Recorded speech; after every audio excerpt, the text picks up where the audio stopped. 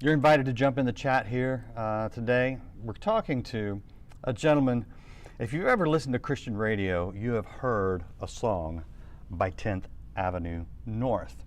2009, they won the Dove Award for New Artist of the Year. 2010, they won Song of the Year and were nominated for Group of the Year, and nominated again 2011 for Group of the Year. And the song, or the album, Light Meets the Dark, was nominated. Won another award in 2012, won another one in 2018. I'm sorry, nominated in 2018.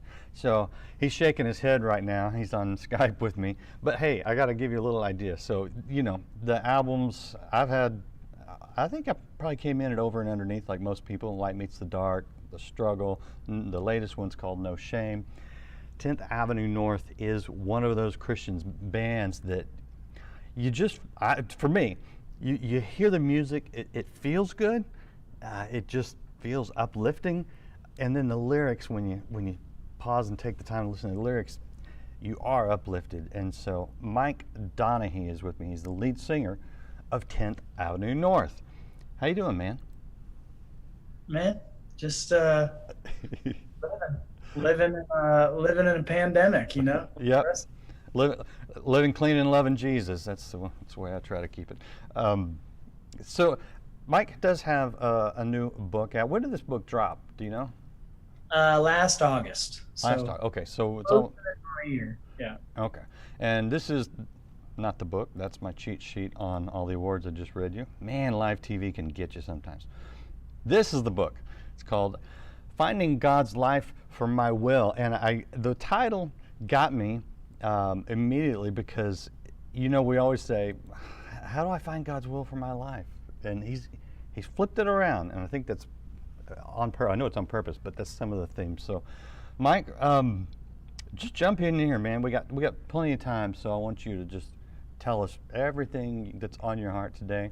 But maybe we should start a little bit with some of sort of how you came to Christ, because I know you had a rough high school. I was just a wily, mischievous child.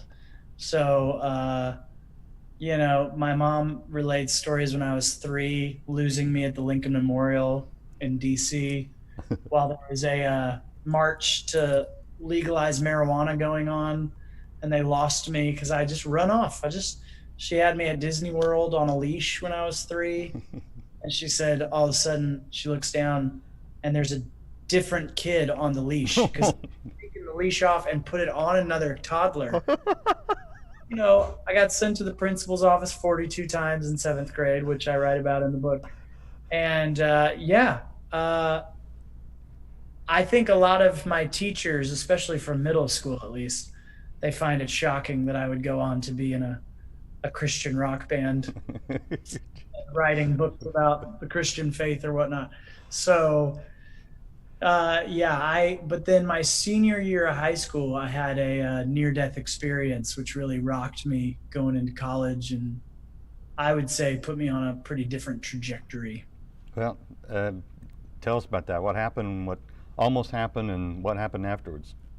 Yeah, me and my best friend were driving to school and caught the edge of a backcountry road in Virginia, started fishtailing at 50 miles an hour and flipped the car 5 times. And I got thrown out of the car and broke my back, broke my face right here, and got my ear ripped off, was dangling. Oh. So, yeah, all the guys are like, awesome, and all the girls, yeah. And I flatlined 5 times on the way to the hospital in the ambulance, and had to lay on my back for a couple months before my vertebrae were healing, and kind of made a miraculous recovery by all means. At first they didn't think I'd ever walk again, and but laying on my back in that hospital bed and then at my house for a couple months, that's the first time I asked for a guitar, because I never sat still long enough to learn an instrument, and that actually slowed me down enough to go, I'm pretty bored, maybe I should learn the guitar. And having no idea that would sort of change the trajectory of my life right there. Did you ever, because you don't just play the guitar, did you ever sing prior to that? When did you figure out you had a voice? That's funny. I didn't. So I tried singing in high school, but I just was emulating other singers that I heard. That's sweet, yeah.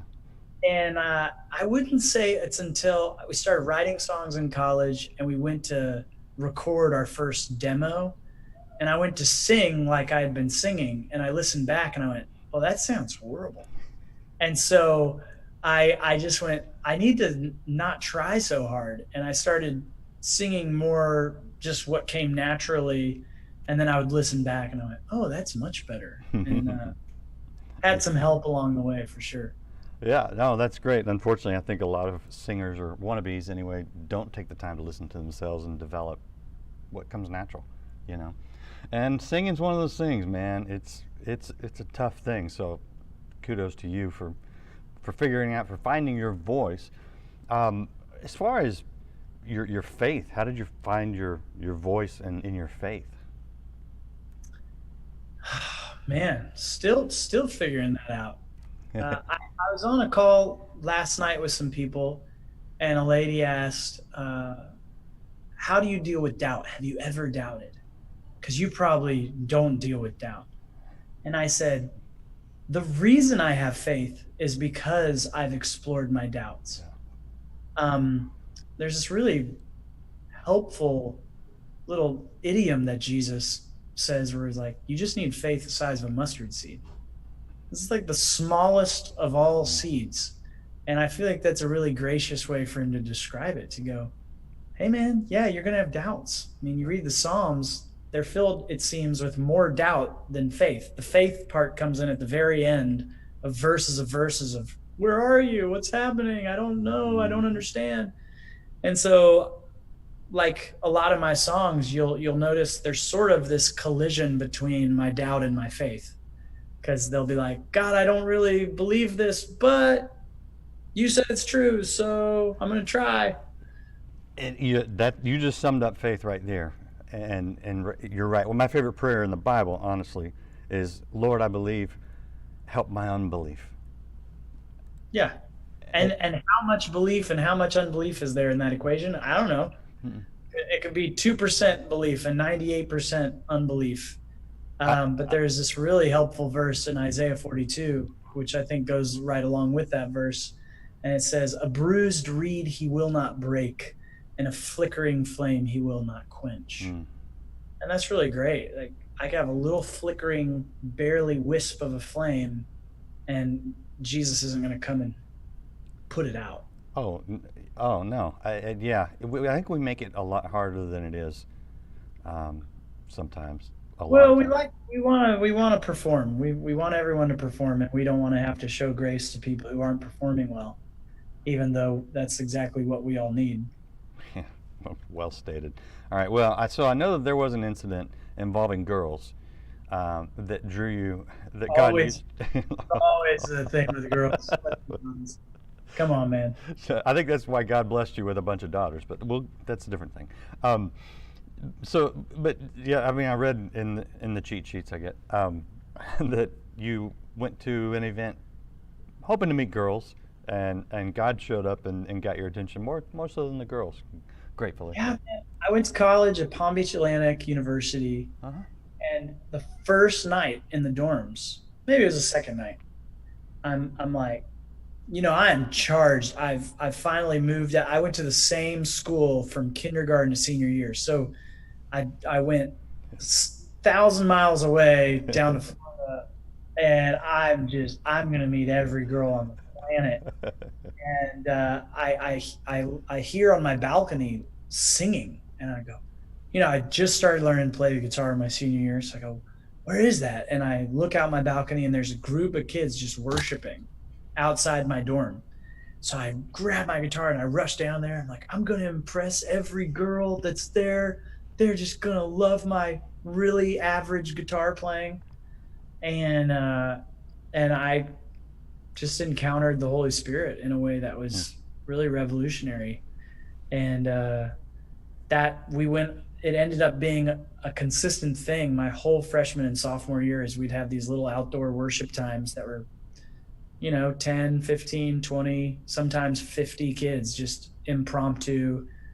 And it really taught me, because I think in high school, especially, I really looked to girls to validate me. Like if I didn't have a girl that liked me, I didn't feel like I was worth anything. Hmm.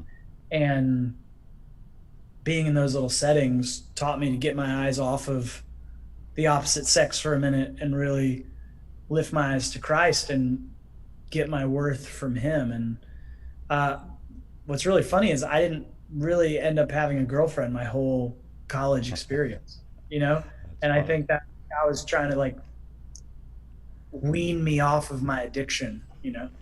Yeah, well, or I don't know, maybe set you up so that you could be a good husband and good father. And, you know, because one of the biggest lies in the world, I think, is the whole "you complete me" thing. It's like, no, God completes us, and then we can be a good spouse. If I ever said that to my wife, she'd say, "Don't put that much pressure on me. Totally right. I don't want to have to complete Oh, you. yeah. Dang it." So where did 10th Avenue North come from? Give us a little background on the band, how you guys came together, got together, started touring, and made. I mean, because let's be honest, there's a lot of good singers and musicians out there, but don't ever get off the ground, man. So Man, someone was just asking me that. They go, "How did you do it?" And I laugh and I go, "You don't want to do it the way I did it because it was not efficient, and I don't think it's really a prescriptive formula." I think American Idol has sort of yeah, all right. warped our minds of how the music industry works. That I get on the right stage at the right moment and then I'm famous. And for us, I met some friends who played music my freshman year. We started jamming out in the dorm room, just messing around. And then someone said, "Hey, can you play this coffee house?" We say, "Oh, yeah, sure." And then, "Hey, can you come play at this?" Literally, we played a deaf ministry several times.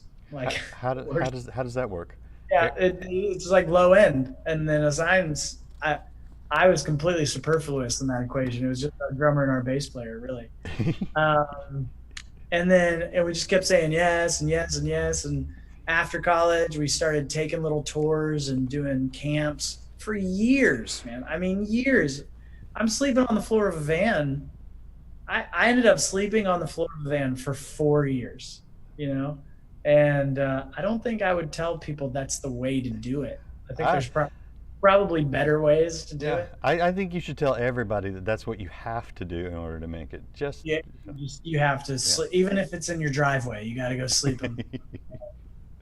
Uh, yeah, and then a friend of ours was a former CCM artist, and my buddy says, "Hey, can you take Mike up to Nashville and write some songs with him?" And he goes, "Oh, sure, yeah." And so I went up to Nashville, started writing some songs with him and another producer guy, and some labels heard those songs and got excited, and we recorded a record and started touring around the country. Yeah, yeah. That's. Honestly, I do think that's more what a lot of your successful musicians go through is the grind. They grind it out. They never give up, and eventually they get their break. But I don't know. I'll say it's easier to cheer for my friends who had to earn it. Yeah, So right. it's hard. And the thing is, God's allowed to bless people any way He wants. Yeah. And there are some people who don't really seem to have to go through a really long grinding process. They're just young and they get it all right at the beginning. But I'll say my friends who've had to grind through it, man, they're really grateful when they Mhm. get to do it. Yeah. Yep. So at what point did you get married in this? Because that's not an easy thing to do sometimes when you're sleeping in a van. I got married, bro. Check this out. I got married 2 weeks before our first album dropped. And we got married. We went on our honeymoon. When we got back from our honeymoon, I went on like a 4 week tour, and my wife went to Israel with her family because they had booked this trip before we were even engaged. So my wife goes to Israel without me, and I go on a van. And we were in the van for another couple of years, and she would sleep on the bench, and I would sleep on the floor Oh my gosh. to each other. That is some love, my friend. That is. And how long you guys been married now? 12, 12. 12 years. Yeah. Yeah, Don't. 12 years. It's not yeah. That's supposed to be an answer. You're not asking me a question. So if she watches this, Oh you no, gotta be confident. I was just doing it with an Irish accent where everything goes up. Oh, everything other goes up at the end, That's huh? 12 Yeah, years. that's 12 love. years, right? That's lovely. Yes. Um, and so, bunch of kids, bunch of girls. Uh, 4 daughters, because the Lord gives girls to a family that already has a man. Hey yo. all right. So let's jump up to the book, "Finding God's Life for Your Will," right here, and right Yeah. here. I'll show it to people. And for people that are just popping in, going, "Who is this guy?" And why? What are they talking about? Well, we're talking about 10th Avenue North, and this is lead singer Mike Donehey, and his book is available right now. And I don't think you have to be a fan of music to appreciate what he's talking about. And I think a lot of people younger than me will certainly be able to relate to it. But it's good. It's just good, solid. This is what I've experienced. This is what God has shown me, and this is how you can apply it to your life. Let's hit some of the points in the book. And I'm curious. What made you think I'm a successful musician? I should write a book. Uh, well, I guess you could say I wanted to write a rap album Mm-hmm. because in pop songs you only have so many words to work with. Yeah. I mean, you're only getting a couple sentences in a pop song, but if you're a rapper, I mean, you get to fit way more words in a song. Okay. Uh, and I was writing blogs for MySpace. Remember that? I do. I was writing blogs on MySpace before I was even writing songs. Huh. So I've always enjoyed writing articles and blogs and more long form literary work. Yep. And a bunch of people on my Instagram, I write these sort of excessively long captions on my Instagram, and other people follow me. We're going, "You need to write a book. You need to write." I went, well, that'd be fun. That'd be fun. I think I could. I've got a lot I think about that I could put on paper. And I said, but I don't have time to write a book. When would I ever? Because isn't that what we always say? I would never have any time to write a book. And the next day, I took a flight from Nashville to Seattle. It's like a 4.5 hour flight. And I just stared at the seat in front of me the whole time. And I went, wait a second. I think I do have time. And so for a year and a half, I only wrote on airplanes. So whenever I sat in an airplane, I'd pull out my computer and just pick up where I left off. And it took me about a year and a half, and I wrote a book. Wow. Flying around. Wow. So what you're saying is that your book is really above everyone else's, about 30,000 feet above everyone else's. Yeah, it's just so high. You don't Yeah. even understand it. It's just so above you guys. You know? There's actually a chapter I wrote about this lady I met on a Southwest flight while I was in this one chapter. All right, well, let's get into some of the content, because what is it? I mean, just lay it out. What Yeah. what So are you trying to communicate? What do you want people to go away with? I'm like, what am I gonna? Because I've written a lot of specific stuff over the years and a lot of specific issues, and I go, what's the big kind of picture idea? And the most repeated question I get being in a CCM band, I don't know what it is. Everyone thinks I've heard the voice of the Lord to do this. And everyone asks, when did God tell you you were going to be in a band and that you should be in a band? And I always say, oh, he didn't. Yeah. And I see their face go crestfallen. What? They're incredulous. God never directly spoke to you to do this? I said, no. But I really love songs, and I asked myself, how can I write songs in a way that would honor God? And one step led to another. And so the book is about, what if I told you that God actually doesn't want to give you a 10-year plan? Like, you can make a 10-year plan, that's fine. But you know the old saying goes, you want to make God laugh, tell him what your plans are, because you're going to shake him up anyway. And I think of so many of us think, if I pray this prayer and I seek God, then He is going to lead me on this path that is just the freeway, Cliff Notes version, fast track to success. And the thing with God is, He's way more interested in intimacy with you than He is in performance from you. Mm-hmm. And I liken it to, um, you ever have that friend who wants to be the navigator when you're driving somewhere and they have the directions on their phone? Don't we call that a wife? Yeah, and they're like, oh, I'm sorry, turn right now. And you're Yes. just give me the phone, let me follow the directions. And I think that's how we are with God.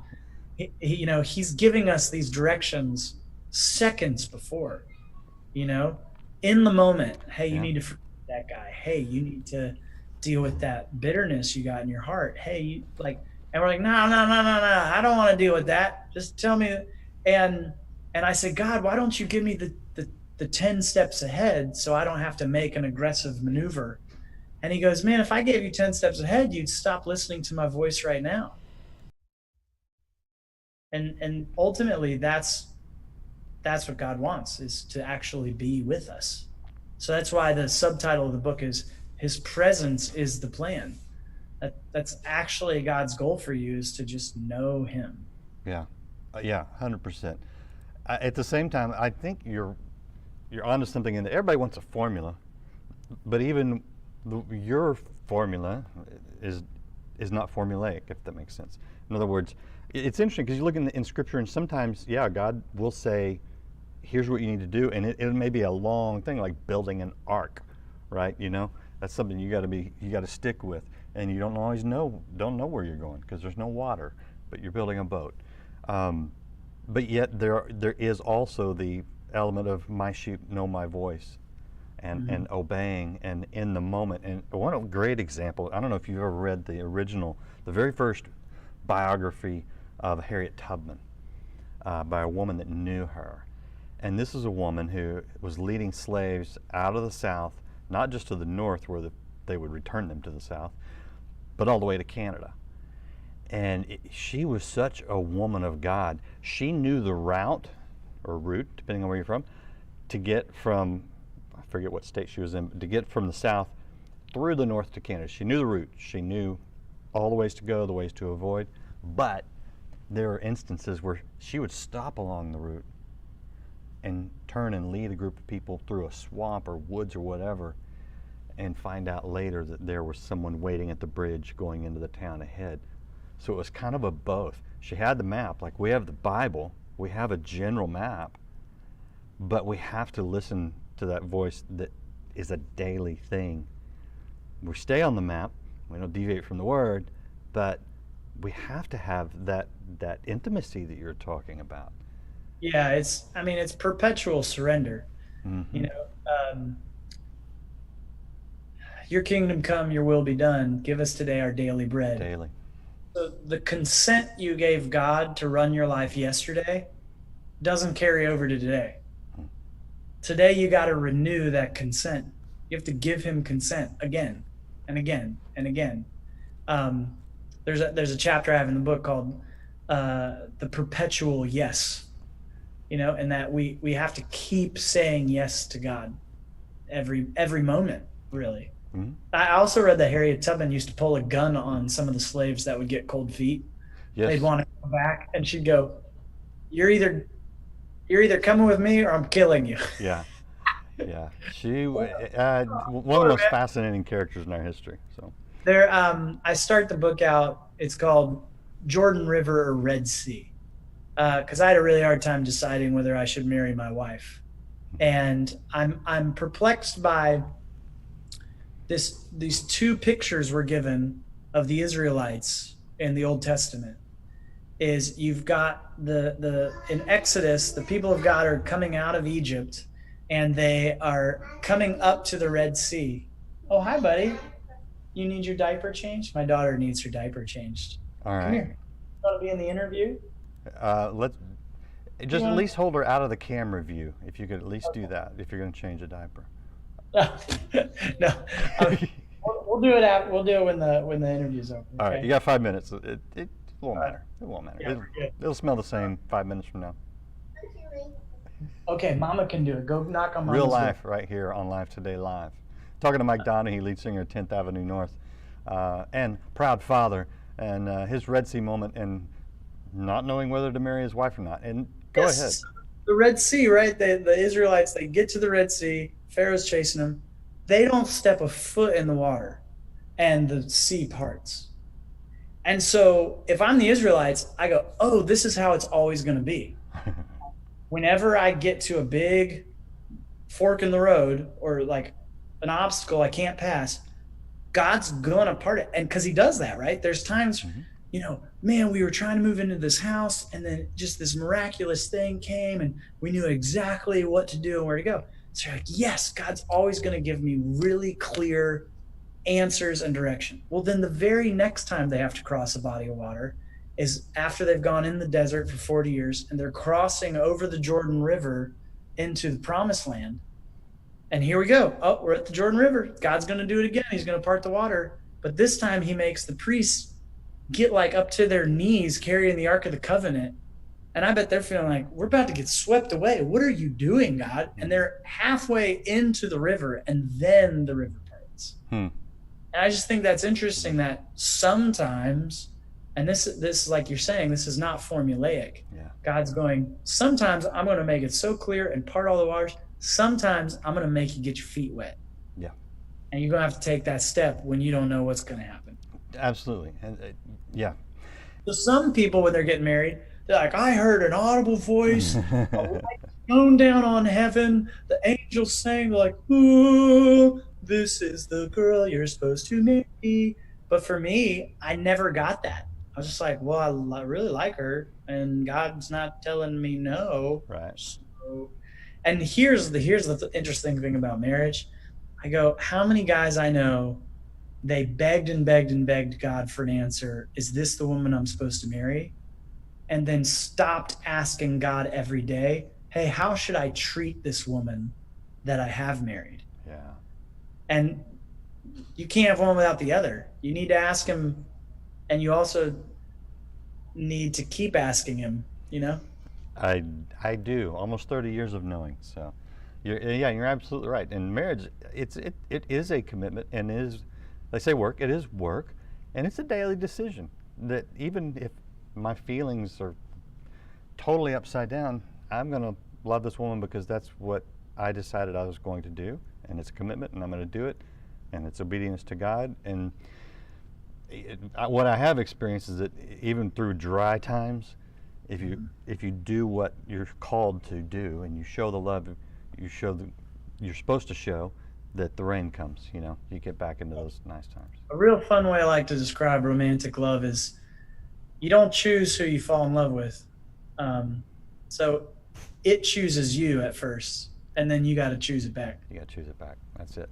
That's very poetic. It could be a song, maybe. Come on now. You got the wonderful Cherry chapter. I'll choose you back. That could be a country song. Are you writing a bunch of songs during your no tour period? No, I'm writing so many songs. I'm telling you what, I'm going to have to do something when this is all over because I got all these songs I've been writing just as a way of coping with all this stuff. Yeah, I'm thinking that 2021 is going to be a great year for albums. I would think, you'd think so. Everyone's had plenty of time to work on it, that's for sure. Yep. I want to hit one more last chapter before I let you go. It's the Cherry title, God Doesn't Need You. Yeah. What are you communicating in there? Man, what a blow to the old ego, huh? Right. Mm-hmm. This passage in Acts 17, Paul's arguing with Mars Hill, and he says, hey, look, God of all creation, God of the heavens, God of earth, he made all this, and God is not served by men's hands if he needed it. Mm. And I think a lot of us don't believe that. We think, no, if I don't do it, God is just up a creek without a paddle. That's right. And you read through the scripture, I mean, God's going, look, you don't want to listen to me? I'll use a donkey. I mean, I'm going to make it happen. Mm-hmm. And that's actually been a huge weight off my shoulders even this decision, our band has decided to kind of like wrap it up, and because everyone kind of wants to do other things. And if I had believed the lie that God needs my band, then I would never be able to choose my family over my band, right? Because I'm going, no, Right. God needs this. He can't get. So the moment in the book I write about is, so like I said, we started off in college, years in a van, playing camps and stuff like that. We get signed, and that next year we get all these slots playing at festivals. Now, mind you, we're playing at 1 p.m. in the afternoon when it's blazing hot and nobody's there. But we're thinking, we have made the big time. And so I remember this one festival is in Wisconsin. We get in our van backstage, and we are just going, God, you need to use our band. Use our band. Use our band. Use our band. And I really felt like I felt God tap me on the shoulder, and he said, hey, Mike, what if I want to use the other bands? Use me first, And I realized that being used by God had become more important to me than being loved and known by God. And so like the wanting to be useful to God is a different sentiment than needing to be used by God. Yeah. Right? Like, I want to be useful, so I'm going to try to make myself as useful as I can. But at the end of the day, if God uses someone else, then if my heart is right, I can go, awesome. Because at the end of the day, this is just about you moving, not about you necessarily using me. Yeah. Yeah. No, that's so true. And now, did I hear you right? Was No Shame the last 10th Avenue North album? That's it, bro. We're going to do a greatest hits thing where we kind of do some reimagined versions of some of our more popular songs. But yeah, that's the last OG content, man. At least, I mean, who knows, 10 years from now, we might get back together and put out something. But no, that's going down. And then I'm going to be putting out some solo music. Nice. So it'll just be Mike Donehey going forward. Very cool. Very cool. Man, I appreciate you hanging out. I got one last question before I let you go. Yeah. And that's, if people can see this. What, see, that won't focus. All right, see this guy right here? This face right here and this face right here. What happened? Bro, pandemic. What can I say? Like, why am I getting a haircut? Nobody's going to see me. That's the thing about Skype. Yeah, that is the thing about Skype. I kind of like it, man. I think maybe, going from 10th Avenue North to Mike Donehey, you come out with a whole new look, and you just, I don't know. Sometimes I wear a bandana and it gets real Willie Nelson really quick. So, I mean, that might be my future. Maybe I need to start braiding this and just rock the bandana. So, we're in Dallas-Fort Worth area. I shouldn't say this on the air, but Definitely good. Not that part. Everybody knows we're in the Dallas-Fort Worth area, but we have a studio down here and we do music sometimes. And so you want to do some solo stuff. If you're going to come through DFW, you give me a call because I coordinate the music shoots for the broadcast music that we use. So we make a little video, do a few songs. You can use a video for anything you want, So if you got showcasing new, I can make it happen. That's all I'm saying. I love that. So, all right. Sorry, this has been fun. This has been good. So I appreciate this. Thank you to Mike Donehey, that man right there, and the X Band 10th Avenue North. Check. Yeah, right. That's the website for 10thAvenueNorth.com. This is Mike's book, Finding God's Life for My Will. His presence is the plan, and that's a good word we need to hear. So pick up the book, read it, pass it on to someone younger than you if you're old like me, because this is just good. This is good testimony of God working and showing and loving and blessing. It's just very good stuff. So thanks again, man. Appreciate you. Awesome. Do you want people to follow you on anything, on Twitter or on? Yeah. Are you a big social media guy? Yeah, I'm on the gram, on the Instagram, and the Okay. Twitter. At Mike Donehey? Yeah, Mike Donehey. All That's right. my name. All right. Follow the man, check it out, pick up his book. Join us again tomorrow. Michael Jr. has a movie dropping tomorrow, and so we're going to talk to Michael Jr. tomorrow. So you don't want to miss that. Share this, share the love, follow, subscribe. We'll see you again next time. Just thrills me to know that God I serve, Jesus Thanks, bud. Christ of Nazareth, Thank you, man. loves you so very much. And if Jesus playing loves music. you so very much, surely you are ready now to believe Him, to receive Him, and to receive the healing for body, mind, and soul.